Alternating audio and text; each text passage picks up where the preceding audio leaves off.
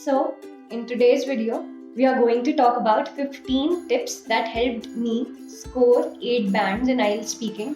तो होपफुली आपको भी ये टिप्स हेल्प करें और आप भी अच्छा बैंड स्कोर कर पाए IELTS स्पीकिंग में।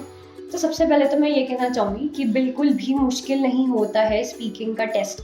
मतलब मैं खुद अपने एक्सपीरियंस से बता रही हूँ कि मुझे खुद भी बहुत एंग्जाइटी हो रही थी देने से पहले, लेकिन जब मैं गई तो वो वाली चीज़ बिल्कुल मेरे दिमाग से निकल गई कि ये एक इंटरव्यू है या एग्ज़ाम है, और मैंने बहुत नॉर्मली जैसे मैं अपने फ्रेंड के साथ बात करूँगी वैसे बात करी। तो आप भी वैसे ही सोचना कि मान लो कि आप कोई कॉफ़ी शॉप में हो अपने फ्रेंड के साथ और कैजुअल कॉन्वर्जेशन कर रहे हो। मतलब obviously remember to be formal, बिल्कुल कैजुअली बात नहीं करनी है, लेकिन फिर भी to put your mind at ease आप ये सोच सकते हैं कि आप एक कॉफ़ी शॉप पे हैं और आराम से अपने दोस्त के साथ ऐसे चिल कर रहे हैं, रिलैक्स कर रहे हैं, तो आप आराम से बात कर पाएंगे, वो आपके लिए ईजी हो जाएगा।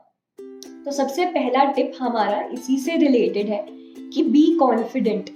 आप ट्राई कीजिए कि आप जितना कॉन्फिडेंट रह सकते हैं स्पीकिंग के टाइम उतना रहिए। तो इसके लिए आप क्या कर सकते हैं कि जब आपका स्पीकिंग टेस्ट शुरू होने वाला हो ना, तो 10 तक गिनिए और डीप ब्रेथ्स लीजिए, क्योंकि अगर आप ये करेंगे तो आपका माइंड थोड़ा रिलैक्स हो जाएगा और इससे क्या होगा कि आप क्वेश्चंस प्रॉपर्ली सुनेंगे और फंबल थोड़ा कम करेंगे, क्योंकि अगर आप नर्वस होंगे ना तो वो चीज़ प्रोजेक्ट करेगी आपके सेंटेंसेस में और स्पीकिंग स्किल्स में भी। तो इसलिए ट्राई कीजिए कि कॉन्फिडेंट रहें जितना हो सके उतना। उसके बाद हम अवॉइड करेंगे स्लैंग्स को यूज़ करना और शॉर्ट फॉर्म्स को यूज़ करना। तो डे टू डे लाइफ में we tend to use don't, want, can't, wanna, gonna, okay?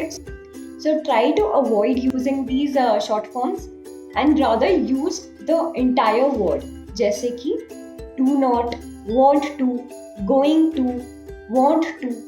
तो इससे क्या होता है कि आपके वर्ड्स क्लियरली आप प्रोनाउंस भी कर पाएंगे और एक कैजुअल चीज़ नहीं रहेगी। मतलब थोड़ा तो आपको फॉर्मेलिटी मेंटेन करनी ही है ना, तो ये चीज़ के लिए बहुत इंपॉर्टेंट है।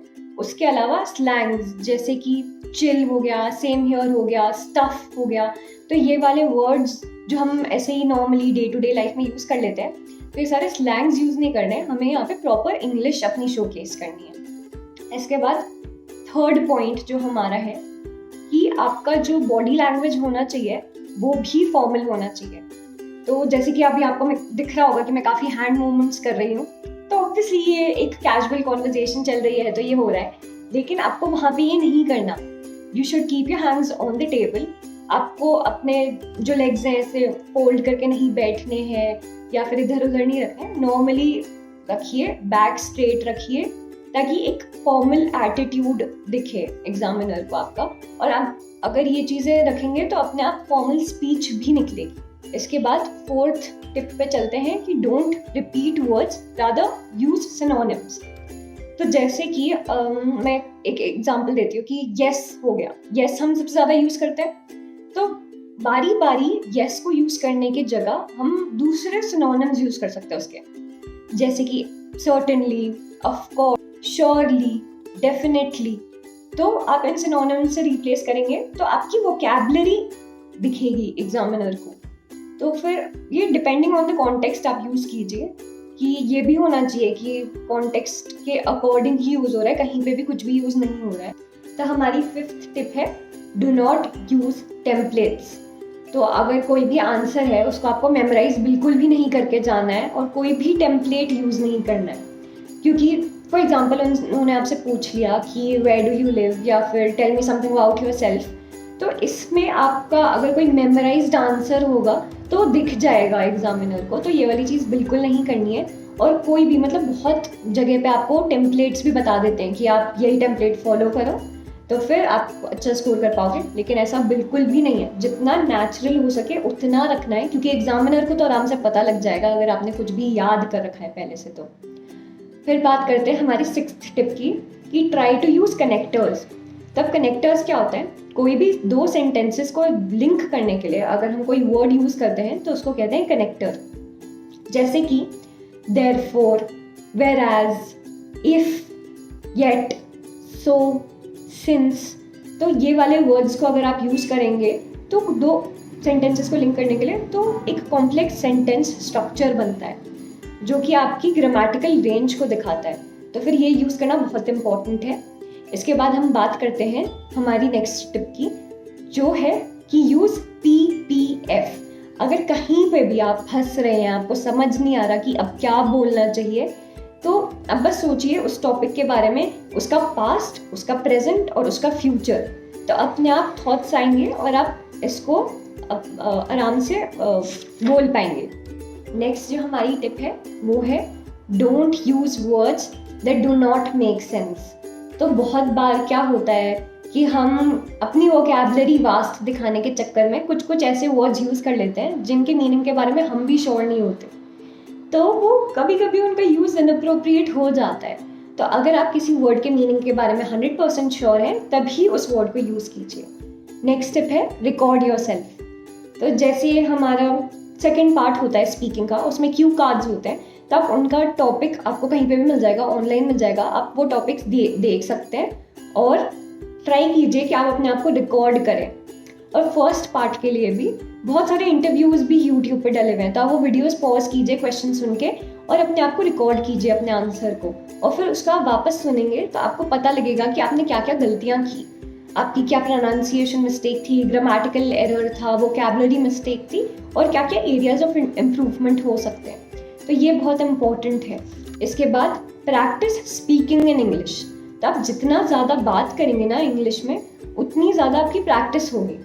तो ट्राई कीजिए to talk to your friends and family members in English, और जितना पॉडकास्ट सुन सकते हैं इंग्लिश में या हॉलीवुड मूवीज़ देख सकते हैं इंग्लिश में, तो वो भी देखिए। उससे क्या होगा कि एक फीड होता रहेगा आपके ब्रेन में उस लैंग्वेज की अराउंड चीज़ें, तो वो आपको बहुत हेल्प करे।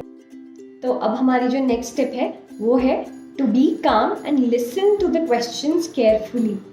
तो आपको अपना जो माइंड है वो बिल्कुल ब्लैंक रखना है, उसमें कोई थॉट्स नहीं आने चाहिए जब एग्जामिनर अपना क्वेश्चन पूछ रहा हो, क्योंकि अगर आप ऑलरेडी कुछ सोच रहे हैं दिमाग में, तो जो एग्जामिनर बोल रहा होगा वो आपका माइंड प्रोसेस ही नहीं करेगा।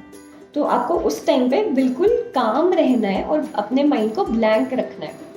और बाय चांस आपको कोई क्वेश्चन समझ नहीं आया या सुनाई नहीं दिया, तो don't hesitate to ask the examiner to repeat the question. इससे क्या होगा कि कम से कम आप आंसर तो सही देंगे, वरना अगर आपने गलत क्वेश्चन सुन लिया और आपने पूछा भी नहीं वापस, तो आप फिर कुछ भी गलत आंसर दे देंगे। तो ये वाली चीज़ है कि आपको बिल्कुल काम रहना है और बिल्कुल हेजिटेट नहीं करना है पूछने में वापस।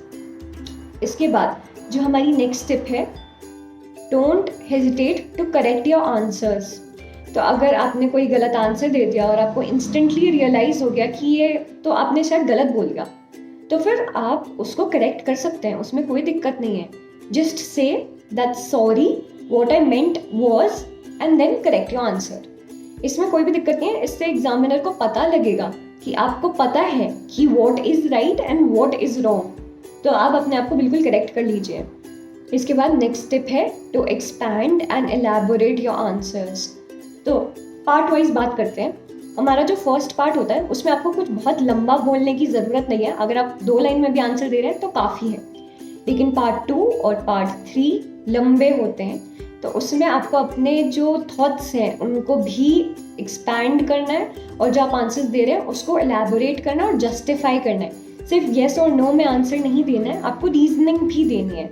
हो सकता है कि सबका पॉइंट ऑफ व्यू अलग होता है, तो जो एग्जामिनर है उसको बहुत ज़्यादा वो सही ना लगे, लेकिन आप फिर भी उसको जस्टिफाई ज़रूर कीजिए कि क्यों है आपका आंसर ये। उसके बाद जो नेक्स्ट स्टेप है, don't speak very fast and try to be more clear. तो अब बहुत बार क्या होता है कि हम बहुत तेज़ी से बोल देते हैं, तो इसमें कुछ कुछ वर्ड्स जो है मिस हो जाते हैं या फिर सामने वाले को समझ नहीं आता। तो अगर आपका बाय चांस कोई एक्सेंट है तो उसकी कोई दिक्कत नहीं है, एक्सेंट में कोई परेशानी नहीं है, क्योंकि ऑब्वियसली अलग अलग रीजन्स के लोग अलग अलग एक्सेंट्स में बात करते हैं, तो इसमें कोई दिक्कत नहीं है। लेकिन मेन चीज़ ये है यहाँ कि आपको क्लियर होना है। आप एक एक वर्ड को, एक एक सिलेबल को क्लियरली इनंसिएट कीजिए, ताकि एग्जामिनर को समझ आए कि आप बोलना क्या चाहते हैं। क्योंकि अगर उनसे कोई वर्ड मिस हो गया या आपके कोई 2 वर्ड्स इकट्ठा कुछ सुनाई दे गया उनको, तो उनको लगेगा ये इंसान क्या बोल रहा है, तो ये तो हम नहीं चाहते ऑब्वियसली। तो फिर ट्राई कीजिए कि आप बिल्कुल क्लियरली बोलें और आराम से एक नॉर्मल पेस पे बोलें, बहुत फास्ट नहीं बोलना है। तो जो लास्ट टिप मैं आपको देना चाहूँगी ये है कि don't divert from the topic, और जितना हो सके उतना रेलेवेंट चीज़ें ही बोलो टॉपिक से, और ज़्यादा इधर उधर की बातें नहीं करनी है। और try to make your answer sound sensible. मतलब ऑब्वियसली आपको कोई वहाँ पे कंटेंट पे नहीं जज कर रहा, उस पर मार्क्स नहीं मिलेंगे आपको कि आपका कंटेंट कितना रेलेवेंट है, लेकिन फिर भी अगर आप बहुत ही इनसेंसिबल बातें कर रहे हैं तो एग्जामिनर आपको इस चीज़ पे, पर्सनालिटी पे तो जज करेगा ही। तो try to be a little more relevant, और जो मेन चीज़ है कि आपको टॉपिक से ज़्यादा डाइवर्ट नहीं होना कि आप बहुत इधर उधर की बातें कर रहे हैं, तो ये तो बिल्कुल भी नहीं करना है। जितना आपसे पूछा गया उतना ही बोलना है, you need to stick to the topic. तो ये वाली चीज़ भी काफ़ी इम्पॉर्टेंट है। तो जितनी भी टिप्स थी जो मेरे को हेल्प करी अच्छा स्कोर करने में, वो सब मैंने आपको भी बता दी। तो होपफुली आपको भी इनसे हेल्प मिली हो, और अगर मिली है तो please like and subscribe to my channel. और दूसरी चीज़, अगर आपको लगता है कि आपके किसी फ्रेंड के भी ये काम आएगी तो प्लीज़ शेयर भी करिए मेरी वीडियो, ताकि उन लोगों को भी हेल्प मिल सके। तो that is all for today's video. Thank you for watching.